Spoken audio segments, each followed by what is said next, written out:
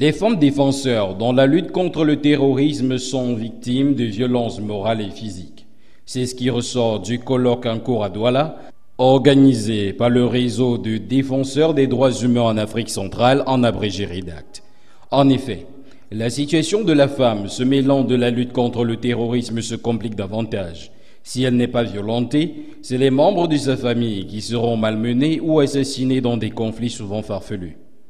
On ne se sent pas protégé par ceux qui ont la charge et les moyens et la mission de nous protéger. Il y a déjà une protection par la loi. Les lois qu'on prend ici ne sont pas des lois qui protègent. Parfois, ce sont des lois à tête chercheuse. Le code pénal, par exemple, c'est les lois sur le code pénal qui punissent l'homosexualité.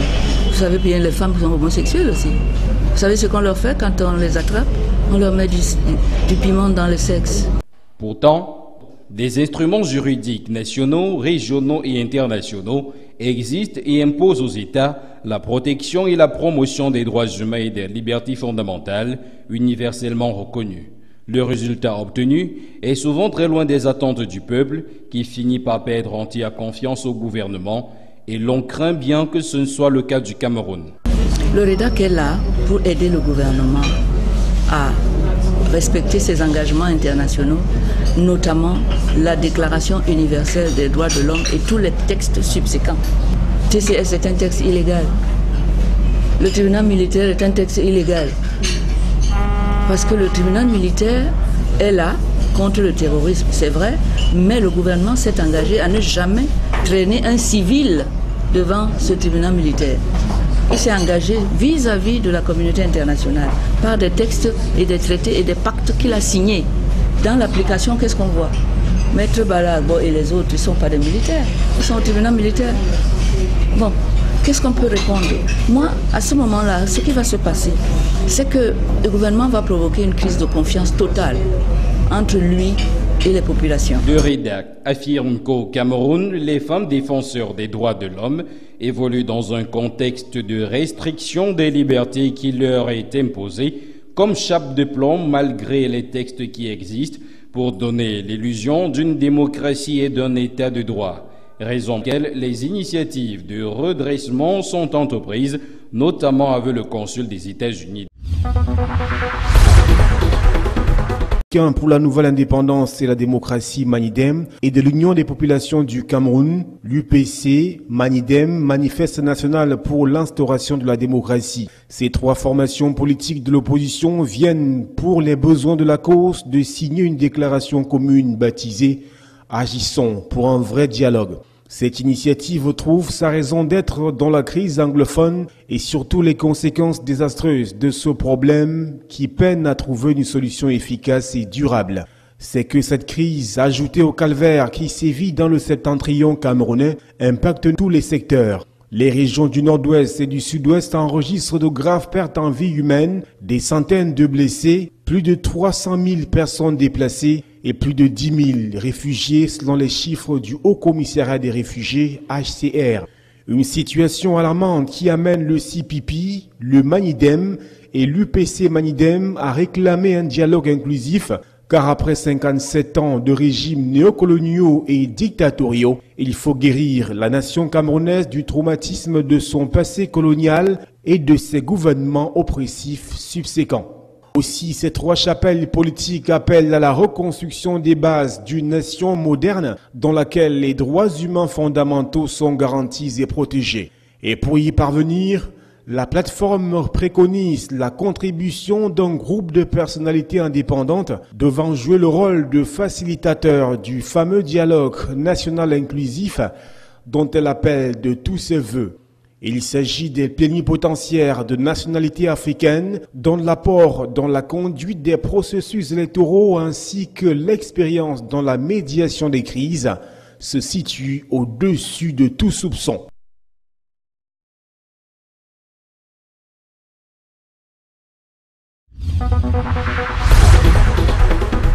Il fait partie des acteurs qui ont animé le landerneau politique camerounais au lendemain des années 90.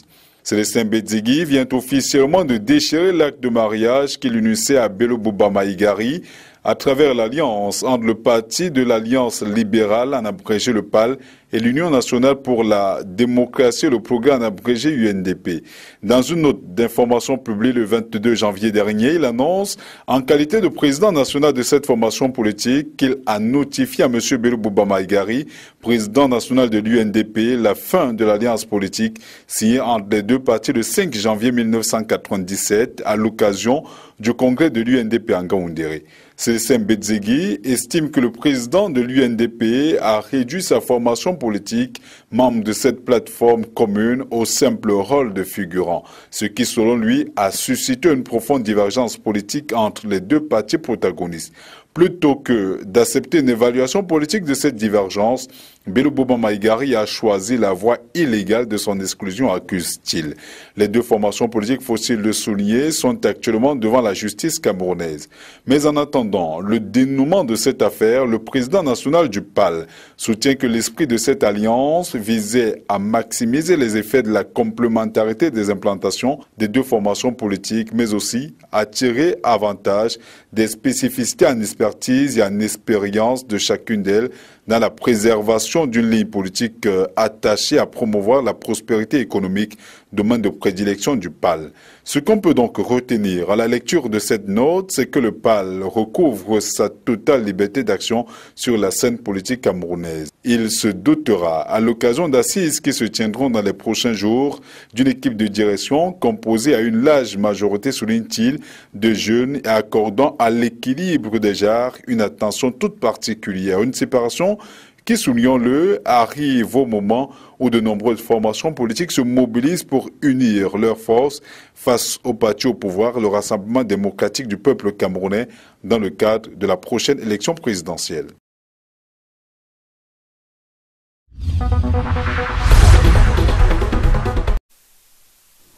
En cette nouvelle année 2018, les prix des denrées alimentaires ont monté sur le marché. Pourtant, l'on se rappelle qu'après les émeutes de février 2008, le président de la République, Paul Biya, avait instruit son gouvernement de réduire les prix des produits de première nécessité, au rang desquels poissons, pain, riz, huile, savon, et la liste est loin d'être exhaustive. 10 ans après, il n'en est rien. Au contraire, les prix des denrées alimentaires n'ont cessé de croître au fil de ces années.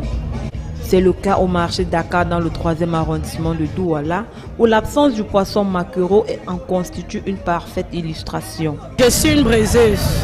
Avant, on achetait le poisson moins cher. Mais pour le moment-ci, le poisson est devenu cher et rare même. On ne voit même plus le maquereau sur le marché. Nous braisons maintenant les capes et les bars. Il y a beaucoup de gens ne n'aiment pas les bars. Vraiment, nous on vous prie vraiment de nous envoyer le maquereau sur le marché. Parce que c'est à base de ça que je paye mes enfants à l'école et je fais tous mes besoins. La situation est très alarmante car avec l'absence du poisson maquereau, très prisé des ménages, les consommateurs se retournent vers ce qu'ils qualifient de poissons chinois qui, eux aussi, ne sont pas à la portée de toutes les bourses. La spéculation boursière ne s'arrête pas au niveau du poisson car les prix de toutes les denrées ont carrément augmenté par rapport à l'année dernière. Le maquereau est rare, il n'y a plus de poisson, même les capes, tout le poisson est rare, c'est pas seulement le maquereau. Tous les matins quand nous venons comme ça, on avait seulement qu'on a changé les prix. Tous les matins on vient ici c'est 20 000, on va mettre 25 000, il n'y a pas de poisson, nous voulons du bon poisson. La tendance haussière qui avait démarré à petite échelle pendant les fêtes de fin d'année s'est accrue à l'entame de cette nouvelle année avec la rareté ou l'absence de certains produits alimentaires et la surenchère pour d'autres. Face à tout ceci, c'est le panier de la ménagère qui en souffre. Bon, ça veut dire qu'en plus les 50 kilos, n'en parlons même plus, c'est grave. Donc avant c'était à 14 000, mais maintenant c'est 17 500, 18 500, 19 000. Bon, c'est pour ça que les clients se plaignent. Et pour le riz qu'on détaille maintenant, il n'y a plus le riz de 100 francs sur le marché. C'est 125, 110, 115 et ainsi de suite. Au regard de tout ceci, fort est de constater que l'État, à travers le ministère du Commerce, semble avoir démissionné de son rôle régalien qui est celui du contrôle et de la régulation des prix sur les marchés.